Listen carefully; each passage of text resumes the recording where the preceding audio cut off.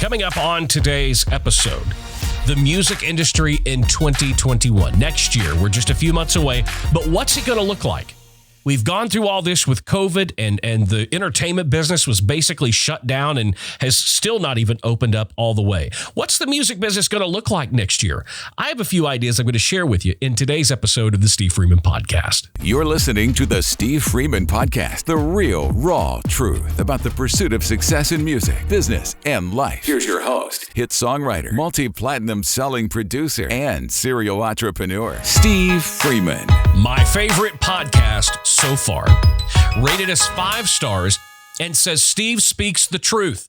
You guys have to listen to his podcast, and even put a heart emoji. I guess it could be a she too. That is Kushik Bread via Apple Podcast, listening all the way in India. So, Kushik, thank you so much for leaving this review. I ask all of you to go do that. I do it every show, and I'm going to do it until we've got all the thousands and thousands of you guys listening. Actually, go and do it.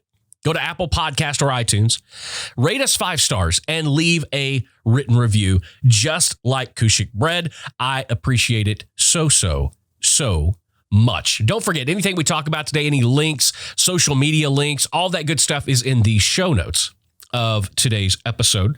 You can find those if you click down, no matter where you're listening to the podcast on any platform, you can find the show notes there. You can also find them at my site, thestevefreeman.com. Just click on show notes. It'll take you there. You can watch the episode, listen to the episode. You can read all the highlights about the episode if you want to go back and do a little bit more study, a little bit more research. Plus, like I said, links to everything else are there as well. I'll tell you what else is there. What else lives there is the link to the merch store. And if you have not gotten yourself yet, look at the shirt. This no bullshit shirt. I absolutely love it. If you would like to have one of these, you can have one of these, and you can find the link right there at thestevefreeman.com. Click on store or shop. I forgot what it says, but you can check out the cool line of no bullshit tees and tanks and hats and coffee mugs, all the really cool stuff. You can find it right there at thestevefreeman.com. I highly recommend that you go do it. Very high quality stuff. Matter of fact, I took all the profit that I would have made when you guys buy this stuff. I took it all out to make sure that the quality was extremely high. And because I wouldn't want you guys to buy anything that I wouldn't wear, and I wear them all the time because they're comfortable. I love black, so everything stays black no matter how many times you wash it. So go check that out. Also, the new thing coming up, I've had several of you since I first started talking about it a week or so ago, about the Music Business Mindset Mentorship Program. You can find everything you need to know or want to know about that program there at the site as well. So go visit thestevefreeman.com. There's a button right there in the header at the top. You can click there. You can learn about that program and see if you might be interested in being one of the 5 people that I'm going to work with over the next 90 days beginning in September. I've actually already started working with one, but the other 4 I'm going to start in September. And we're going to work together one-on-one for 3 months. And it's going to be a lot of fun. If you think you might be interested, go check that out as well. Also, don't forget the brand new Steve Freeman Podcast Facebook group. We have launched the new Facebook group. There's links to it in the show notes. You can also find it at facebook.com/the Steve Freeman. Come join our group. We have conversations and we keep talking about things and issues that I bring up in the podcast. We will continue those conversations in the private Facebook group. So if you'd like to be a part of that, ask questions, all that good kind of stuff, you can do that. Just go to facebook.com/the Steve Freeman and join the group.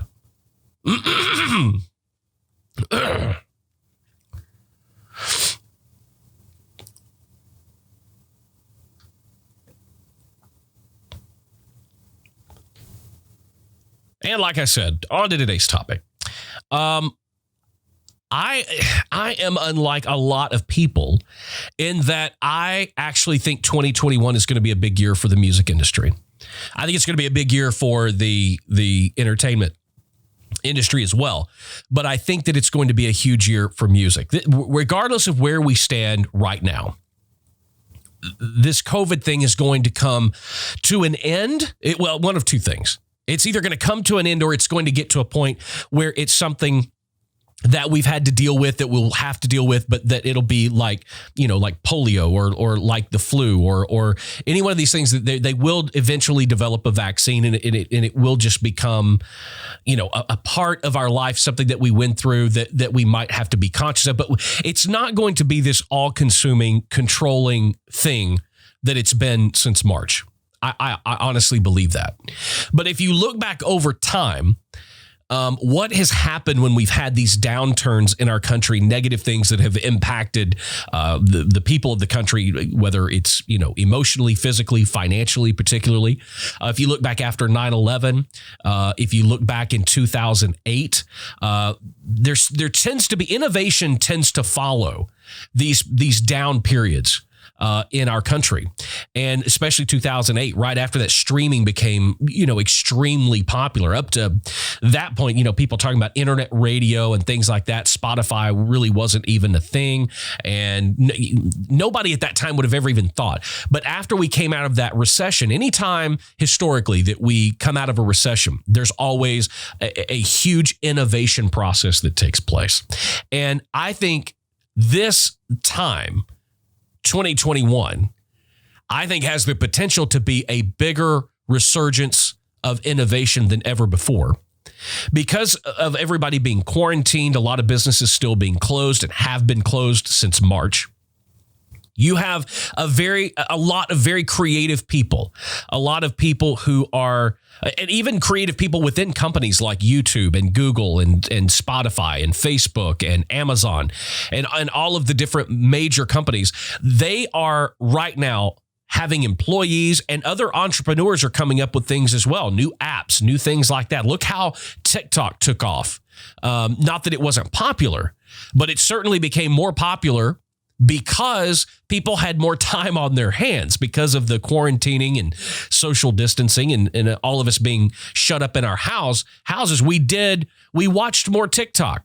We watched more Netflix. We watched more Hulu. The subscription rate for all of the streaming services went through the roof in March, April, May, and June, and is continuing to go through. We saw HBO Max launch in the middle of COVID and immediately had millions of subscribers sign up. Same thing could be said for Disney Plus. It wasn't very, it was there, but it was very short-lived before we started going through all this with COVID. As we come out of this, we're going to see more things like that, because what a lot of these major companies realize is that all of these creative people have been locked up for almost what you could argue has been the better part of an entire year. Now, these people have not stopped creating. They've not stopped making things or having ideas. They've been sandbagging all of this content. Well, I think is going to happen is you're going to see all of the content providers start partnering and pairing up with the content creators. And it's going to open up, and basically like a freaking dam, it's going to open up, and all of this stuff is going to come rushing through. And there's going to be new outlets. There's going to be new streaming platforms. There's going to be new social media apps. There's going to be a lot of new features from existing content providers. That's what I think we're going to see. I think film and TV is going to come back huge because now all these other streaming platforms are going to open up, and they're going to need actors to fill those roles, and more people are going to be working than ever before. I think that's my main projection. That's my main prophecy, is that I think that more people are going to be working next year than even worked before we even thought COVID was, because there's going to be more outlets. There's going to be more roles to fill. There's going to be more artists to sign. There's going to need to be more songs. So there needs to be more songwriters. I really do. I honestly believe this. And I think as far as you songwriters out there, I think sync is going to explode.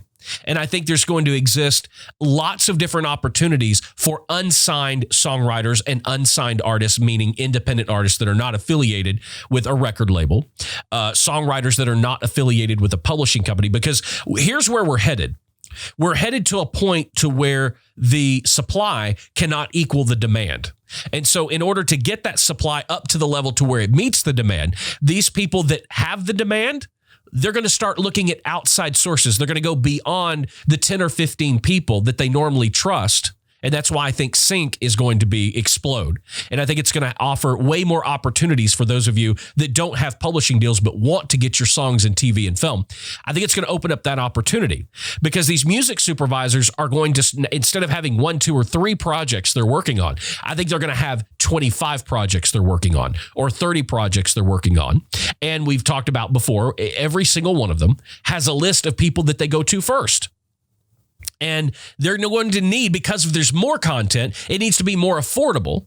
So they're not going to be able to go get all of the music from the major labels because they're not going to have the budget for all 35 of these projects to go to and get that music and license it from a major label. And then they're going to go down to their next 10 or 15 people that they deal with that are independent songwriters, independent artists that they work with on a regular basis. That group of people is not going to be able to provide the quantity that these music supervisors are going to need. So they're going to really start listening to these outside submissions. They're really going to start digging into different independent music playlists on Spotify and Apple Music to look and find additional material that they're going to need. So you as an artist, now is your opportunity. Now is the time. You need to be prepared for this. You need to be working on it as we speak right now. I think live streaming is going to be even bigger. Those of you that had not jumped on the live streaming train yet, that it's almost out of sight. And if you don't jump on it right now, it's going to leave you at the station. Right now, I think you have enough time that if you run really fast, I think it's possible that you might just get in before the getting is no longer any good. So if you're not live streaming, you should go and start live streaming like right now. In all honesty, seriousness, you should be doing it right now. Whether it's Facebook, whether it's YouTube, whether it's Twitch, you should start that process immediately right now. Live streaming is going to be king. I think live streaming in the numbers and the engagement that you can bring from that are going to be more important than, I think it's going to be the new Billboard chart, in all honesty. You know, about 6-7 years ago when social media really started taking over and Facebook was king and Instagram became king. And really at that point, even to book live shows, a lot of venues, even to this day, will still look and basically value an artist's willingness to come into their place and actually sell tickets to that show. They base off of social media numbers now and not so much the chart because, again, it's a supply and demand thing. They need live music 4, 5, 6 nights a week. Well, they can't afford to have major label artists come through and play their venues, right? So now they look at people that have a large social media following. I think live streaming is going to be that. I think they're going to, when you can go to a venue and we're all able to go back and start playing live music again, I think they're going to look and you can go, look, for the last 9 months during COVID, I've averaged X amount of number of people that watch my live streams. These people come from this area. I think that's going to be the new social media numbers. I think it's going to be more important than your position on the chart because none of you are on the chart. Those of you that do listen that are on the chart, this isn't a thing for you, honestly. I mean, you're going to go back and you're going to be playing shows for hundreds of thousands of dollars, and it's not that big of a deal. But for the other 99.9% of you guys listening, if you're not live streaming, you need to start live streaming. And in all honesty, what I'm saying is I think that 2021 will officially be the rise and takeover of the independent artist. It's been slowly happening, but I think 2021 is the year that it is officially going to happen. There are a lot of major artists that will be out of their deals with major labels, and I don't think that they're going to sign another record deal. Now, they might do what we've talked about in the past. They might go and sign with the Spotify Direct, or they might go sign with Apple Music directly. They might go and sign a deal with Amazon MP3 or Amazon Music or Twitch or Google, YouTube. I think you might see that. But that will even be a partnership. Those will be marketing and distribution deals. Those will not be traditional 360 record deals or even record deals of any kind. You're going to see more of a partnership start happening this coming year, which is a good thing for everybody. Because if you're doing what you should be doing and you're doing your branding correctly, you're creating great content, you can get on their radar. And there's nothing in the world that says you can't be one of these artists that ends up with a deal with one of these outlets directly. That should be your aim. So if you don't feel like you've got an adequate handling on your marketing, on your branding, on everything else, now's the time. Now is the time. You've got to get a handle on that stuff now. If you're not live streaming, you should be. If you're not doing enough on social media, you should be. If you're not creating enough content, you should be. Again, don't let that train pass you by. Don't let it get too far out of sight that you can't run fast enough and catch up to it. That should be your priority. Right now, as we sit here, we've got 3-4 months left in the year. Your goal should be to create as much content as humanly possible in the next 30, 60, 90 days. That if you have any other goal other than that, you're going to fail. Your goal right now, you should be in full-blown 100% content creation mode. That's it. Content. Get into that mode. If you're not there, find a way to get there immediately. So I think, again, you're going to see more of these outlets starting to partner and expand their content delivery systems. I think you're going to see more streaming platforms that are going to be starving for content. They are going to need content. Again, this is all about supply and demand. Are you in a position, or are you working to put yourself in a position to actually supply the demand that's going to exist when all of this comes back? And guys, listen, we are going to come back from this. I was having a long conversation with my best friend, David Aldo, out in California just last night. And we were talking about this. There's a lot of people that believe this has a whole political thing to it. I am one of those. I even had somebody on YouTube the other day accuse me. They said this, and I don't have time to look it up, but they basically said, Steve, you're starting to sound like the president and the right-wing news outlets over at Fox News. And I'm like, I don't get that. I went back and watched the episode and listened to the episode, and I don't see how anything I said led that person to say that. I don't think that admitting that this whole COVID thing has been completely weaponized politically, that does not make me a right-wing nut job, because I'm not a right-wing nut job. I am so in the middle, it's not even funny. And so, and that's part of a big problem. And that is, in all honesty, if you want my 100% honest opinion, that right there is what is keeping us from moving forward as a country. That's what's keeping us from being able to open up and being able to play live music. That is what's the political side of this. It's not it is not at all the virus that is keeping us held back at this point. It is 100% political. How do I know that? Because I can look at the standards they set. You can show up and you can go protest, you can go hold rallies, you can go do all of that, but you can't go to church. You can show up at a rally and you can sing and you can do this and you don't have to wear a mask, but anywhere else you go, you have to wear a mask. Now, by identifying that actually exists and that's the way things are, does not make me a right-wing Republican. It says nothing about that is honest. That's just the fucking way that it is.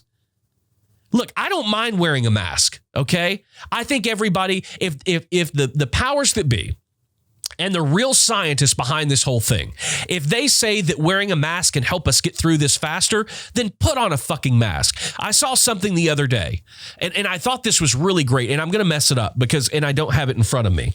But somebody posted something on Instagram, and it said, please do not mix prevention with oppression. I don't believe that anybody's trying to oppress your civil liberties by asking you to wear a mask. I mean, seriously. I mean, look, I used to be an avid hunter. We used to get geared up, man. We'd put the mask on. We'd spray deer piss all over ourselves and go out. But then these same people have an issue when somebody just says, can you put on a mask when you go in the grocery store? And it's helping you as much as it's helping somebody else. And if we really love everybody the way that we say that we're going to do, because here's the other thing. We all talk about we want to be unified. We don't want to be separated and divided like we are in the country. But yet when we bring up one simple thing that you can do, whether you believe it helps or not, why can't we do the simplest things? And that is what it's going to take. We're going to have to get to that point, folks. Just the fact that all of this has been politicized is proof in the pudding. I don't know what's going to happen after the election. I have an idea. But I do know that it is not taking a political stance on one side of the aisle or the other to say that this whole thing has been weaponized politically. And that's why we're still shut down. That's why we can't sing. That's why we can't hold live performances. Because it's no longer about health and safety and wellness. It's no longer about not spreading it. It's now about democratically controlled areas versus Republican controlled areas. And if you live here and you're in a Republican area, then you're not expected to wear a mask. But that's what it's turned into. It's not a thing about the good of all American people. Has nothing to do with that. Now it's all political. And if you listen to this and you think that's me being far right, then fucking so be it. I'm not. And if you knew me personally, you would know that is the furthest thing that I am when it comes to how I feel personally, politically. That is not how I lean. But if you want to label me that's fine. I'm trying to get to a point where we can get back to life as normal. And I don't at this point, I really don't care what that means, what we have to do to get there. I just know I'm ready to get there. Because when we do, I'm telling you, when we do, the music business, the entertainment business, all business, it's going to come back. It's going to thrive. And I think because of where we are politically, with an election coming up this November and the way that this thing has been politicized, when the political aspect of all this is over, then I think the rest of it's going to be over. And then we can go back and we can have an amazing and huge 2021 that we all need. We need that. Okay, I got hugely sidetracked there. Maybe the guy was right, because I do tend to get a little political. I honestly don't mind getting political, though. I actually like it. And if any of those people would ever love to come on here and debate me, I'm more than willing to do that as well. I am far more educated than you probably give me credit for. But anyway, the music business 2021, what's it going to look like? I think it's going to look very good. I think there are going to be opportunities open up that have never existed before, that don't exist right now, because of so many creative people having this time period, even though it's been a negative thing, to come up with new creations, have new ideas. The content providers are going to have to keep up with that demand from now millions of people who before, you go to the movie theater. You can go to the movie theater. You can go here. You can go there. Well, for 9 months going on, close to it, we've not been able to go anywhere. So we've been forced to stream our content and get content from places that we wouldn't normally get our content from. And it's ridiculous and stupid to think that it's ever going to go back the other direction, which I don't think it is. I think people are now in a pattern. It's been forced, but I think people are now in a pattern. And they're going to stay in that pattern, which means that the content providers are going to be looking for more and more outlets to create. As they create those outlets, they're going to need content to fill them. Make sure that you are in a perfect position to take advantage of that. That's the purpose of today's podcast. So, can 2021 be a great year? I absolutely think it can be. More than that, I think it's going to be. The message to you is make sure that you are prepared to take advantage and make sure that you're in a position of being a supplier that can meet that demand of the innovation and resurgence of what's going to happen in our business. Hopefully, as soon as very early next year, maybe possibly even after the elections in November. Guys, don't forget everything you need, links, social media. If you want to find out more about the music business mindset mentorship program, everything, links in the show notes. Go to thestevefreeman.com. You can find them there. If you'd love to join our private Steve Freeman Facebook group, podcast Facebook group, I'd love to have you as a member. So head down to the show notes. There's a link there. Or go to facebook.com/the Steve Freeman. Don't forget, our sponsors make the show possible. So go check them out. Performance Inspired Nutrition at pi-nutrition.com. Also check out artistdevelopmentacademy.com for the information, access, and guidance you need to take your career to the next level and be one of these suppliers we're talking about, being ready to meet the demand that is coming. Guys, thank you for joining me for another episode. I love every single one of you. Go out there, spread some goodness, and for fuck's sake, just wear the goddamn mask. Until then, guys, keep being creative, keep pressing the boundaries, and there is nothing wrong with being independent. See you in the next episode. Thanks for joining us for the Steve Freeman Podcast. Be sure to subscribe and follow Steve on social media at the Steve Freeman.